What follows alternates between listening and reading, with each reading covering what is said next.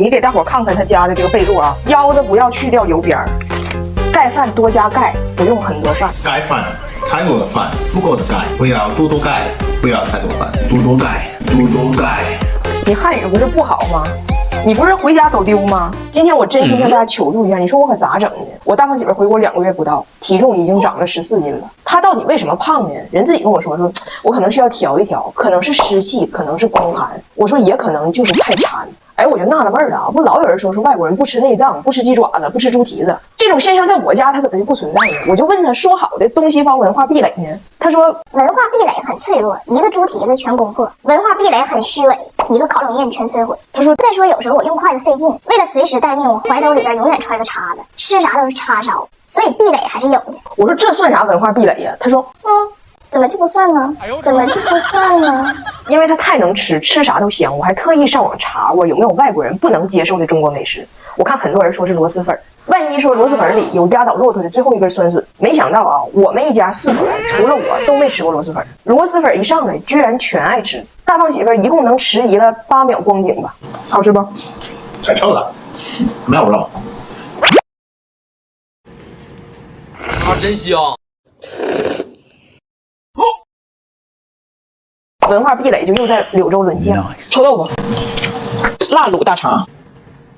所以我说实话，就他胖的一点都不委屈。就以他每天的热量摄入，他现在214斤，他都属于易瘦体质。我要像他那么吃，我都不是腰带不够长，我应该是挽联不够宽。然后我今天就好奇，我问他，我说8年前你第一次来中国的时候，你也不认识我，你一句汉语不会说，一个汉字不认识，那时候还没有外卖，你说你当时点菜得多费劲，你那时候瘦没瘦？他说没有，那不能够。那些年我是国际留学生群体中街头苍蝇小馆点菜小旋风。当时咋回事呢？就我们一到那些小餐馆，好人一般就给你一张这个作风的纸，要不呢就把这个菜单写到墙上。我身边这一群外国同学都啥也看不懂，我也看不懂，但是我心眼多。你先看炒菜区，就选带月字的，肥肠肝、腿骨脑、内肘腰，还有脆。你虽然是蒙着点，但是选带月字的肯定不会上来个绿叶菜。然后在所有带月字的菜里头呢，选名最长的。然后啊，这个主食区选名最短的。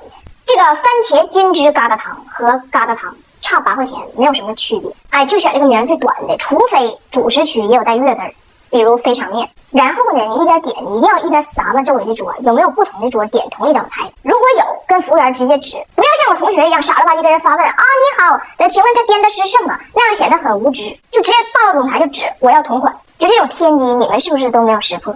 我说没有，我们不识破，我们识字，我们识字。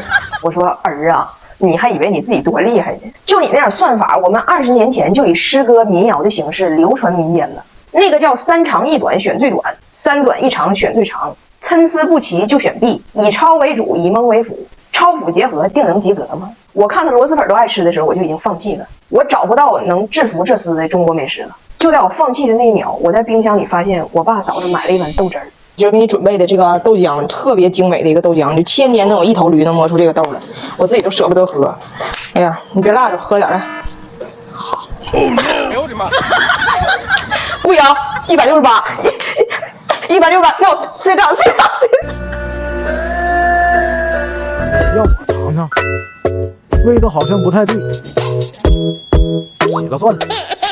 马上冬天了，俺家这大胖媳妇永远是短袖大裤衩，然后加个棉坎肩。你不知道她是冷还是热，这个穿搭到底是什么原因？昨天我正经问她一下，她说胳膊上、腿上都是普通的肉，肉可以动，皮可以动，内脏不能动。我说为啥？她说这不很简单吗？你看你买猪肉的时候，冷冻的猪腿肉、猪屁股都可以买，冷冻的皮也可以买，皮冻还好吃呢。但是猪心、猪肝、猪大肠得买新鲜的，冷冻的不好吃。为什么？因为内脏不适合冷冻，不适合冷冻。我说哎呀，你可太自律了，你人生的唯一意义就是出栏那天炖一锅豆浆。说起这坎肩吧，他还有故事呢。就是当年我回国工作了，他一个人带女儿在国外的时候，他在一个运动品牌打过工，然后这个品牌呢就给每一个员工发了一个坎肩，就起到这个宣传的作用。然后后来有一天我就跟他说，我说我现在赚的吧比你多，要不然这活咱不干了，就好好带孩子得了。结果第2天上班，他跟疯了似的，逮谁跟谁说，我媳妇在中国挣钱了，我再也不用搁这卖马甲了。然后这不就辞职了吗？辞职那天，他同事瞒着他，给他设计了一个惊喜道别 party， 哎呀，就给他唱歌道别，就场面整的可煽情了。老板还跟他说，我们永远欢迎你回来。他跟人老板说，我刚才说话你可能没听着，我媳妇在中国挣钱了，你要是我，你回来呀。结果一顿炫耀，离职回家，回家发现把人公司发马甲穿回来，领导还给打电话问他，你媳妇不在中国挣钱了吗？你咋还顺公司公务呢？结果你说头一天高调道别，第二天还得回去给人还马甲，但是后来马甲又寄回来给他了，因为这个马甲的下半部分已经被他撑变形了。新来的员工穿上这工装，肚子漏风，都拉稀。然后我老公这马甲他穿了很多年呢，4月在成都穿，10月在铁岭也穿。有时候你就在想哈，他是真不冷吗？他说他真不冷，但是你要说他真不冷呢，天天冻得大鼻涕拉碴的，还得兜里揣着亲肤原木金装，特别细腻。即使他鼻炎犯了，鼻子红了，他的亲肤触感也不疼，不刺激，贼软还贼强韧，湿水都不容易破，也不容易掉脂屑。不光冷热部分，他对时尚的品味也很难评。去商场什么欧美版日韩风，什么流行的他都觉得土，就喜欢那花边和大钻。因为他跟我说，他小的时候在义乌走向国际之前，加拿大这种带手工的衣服老贵了。你们看到的他穿的衣服都是被我管束之后的，我要是让他随便按照他喜欢的风格穿衣服，这么说吧，都得离。昨天我跟他说，我说你也捯饬往年轻了打扮，你如果嫌热，你可以尝试一下什么假领子、屁帘这种东西，这样你不真叠穿，但能穿出叠穿的效果，显年轻。我得屁帘留个边啊！结果晚上我去幼儿园接张大铁，看着他了。哎，宝贝，你干啥呢？我让你留个边儿。揉边了。最后我终于解释明白了，留个边儿是留下边儿，不是留上边儿。这回穿对了，潮人去上班去了。但是他的身材吧太特殊了，这个屁帘卡在肚子中下部，他很难受。一天下来不知道咋整的，就秃噜上边去。回家的时候跟我说，这啥玩意儿啊？这是我上这一天班，没有人看出来我衣服叠穿，都说我衣服穿帮。哎，你爸穿这是不是有点磕碜？干啥的可劲，吓完了呢。外国人是怎么照顾老人的？就4个字：赶尽杀绝。我84岁的奶奶前一阵从铁岭来到北京，要做个手术。温迪跟我说：“你忙你的工作，我绝对伺候好你奶。”我说：“你记住啊，医生说了清淡饮食。”温迪说：“没问题。”中午发来视频在喂我奶炸鸡。我说：“温迪，清淡饮食吃炸鸡。”温迪说：“啊，没放酱。”我说：“晚饭让我奶多喝水。”温迪孝顺呢，晚饭前特意下楼去楼下鸡尾酒吧买了8个大冰块。吃晚饭的时候，啪就给我奶献上了。我奶看着害怕，推开了。要不起。温迪一声呵斥：“喝！”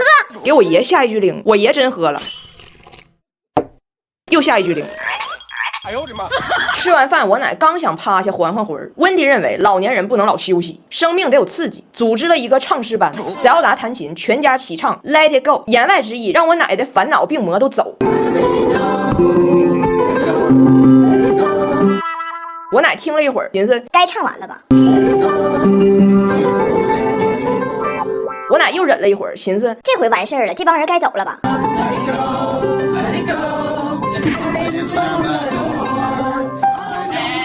好不容易唱完了，我奶问大胖媳妇儿：“这歌啥意思啊？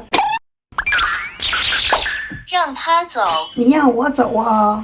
对，还有2天，我奶就要手术了。医生跟我说，我奶年纪大了，心肺功能不好，手术前得稍微锻炼一下，吹气球，提高肺活量。手术倒计时还有1天，我跟我爸去医院办手续。所以我走之前，我还特意叮嘱了一下温迪，我说你督促我奶啊，看着我奶没有50个气球不能进手术室，这可是医生说的。然后我就走了。谁成想我这么一走，这群外国人完全误解了我的意思，根本就没明白要锻炼肺活量这个事儿。说没有50个气球不让进手术室，这中国医疗系统也太喜庆了。咱还一直以为中国人不爱 party 呢，原来人家进手术室之前 party， 你看人这习俗，你说说。然后温迪说，既然需要50个那么多气球，让奶奶自己吹，那多不懂事儿啊！她心肺功能不好，那不得咱健康的人吹吗？张铁这小子也吹上了，现在爱运动还皮实，全靠从小吃的扎实。这不飞鹤卓瑞配方又升级，新一代 SN2 DHA 加7重 HMO， 更适合中国宝宝体质。我是在京东飞鹤卓瑞 HMO 升级活动买的，还抢了个挖裤裤礼盒。结果人我奶在屋里正慢慢吹呢，温迪杀进去不由分说，放着我来。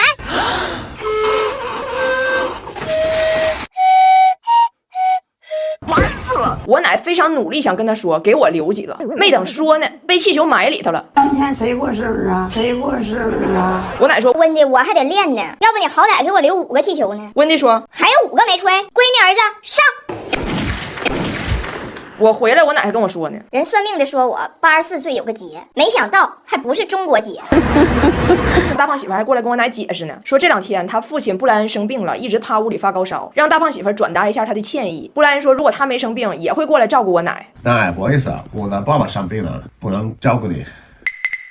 光你妈，我活着就费劲了，